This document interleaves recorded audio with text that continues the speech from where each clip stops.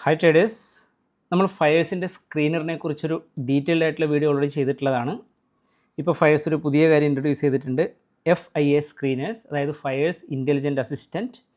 ഇതൊരു AI powered സ്ക്രീനറാണ്. Actually ഇത് live മാർക്കറ്റിൽ വർക്ക് ചെയ്യുമെന്നുള്ളതാണ് പ്രത്യേകത. ഇത് ആക്സസ് ചെയ്യാൻ വേണ്ടിയിട്ട് നമ്മളുടെ വിസിറ്റ് ഡിസ്കവർ ഓപ്ഷനിൽ പോവുക. ഇവിടെ നമ്മൾ ഓൾറെഡി നിങ്ങൾക്കറിയാം, നമ്മൾ നേരത്തെ സ്ക്രീനേഴ്സിനെ കുറിച്ച് ഡീറ്റെയിൽഡ് വീഡിയോ ചെയ്തിട്ടുള്ളതാണ്. അവിടെ സ്ക്രീനേഴ്സിൽ ക്ലിക്ക് ചെയ്ത് കഴിഞ്ഞാൽ നമ്മളിവിടെ ചെയ്ത സേവ് ചെയ്ത് വെച്ചിട്ടുള്ള സ്ക്രീനേഴ്സും കാര്യങ്ങളൊക്കെ നിങ്ങൾക്ക് ഇവിടെ കാണാൻ പറ്റും, റൈറ്റ്? അതുപോലെ നമ്മൾ ഹോമിലേക്ക് പോയി കഴിഞ്ഞാൽ നമുക്ക് ഈ FIA സ്ക്രീനർ ഇവിടെ ആക്സസ് ചെയ്യാൻ പറ്റും.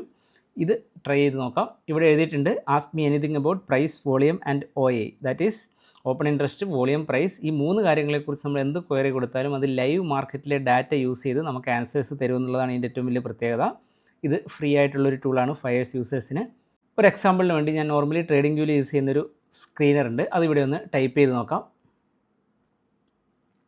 Stokes with 20% gains in last 3 months.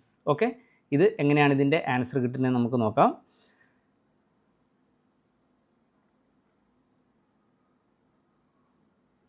So ഒരുപാട് ഓപ്ഷൻസ് നമുക്ക് ഇവിടെ വന്നിട്ടുണ്ട്. നമുക്ക് ഡെഫിനറ്റ്ലി അനലൈസ് ചെയ്ത് നോക്കണം. ഇത് ജസ്റ്റ് ഒരു ബേസിക് സ്കാനർ മാത്രമാണ്. സോ ഇതുപോലെയുള്ള ഒരുപാട് ഓപ്ഷൻസ് നമുക്കിവിടെ കാണാൻ പറ്റും. അതുപോലെ ഇതിപ്പോൾ നമ്മൾ ചെയ്തിരിക്കുന്നത് NSE സ്റ്റോക്സിലാണ്.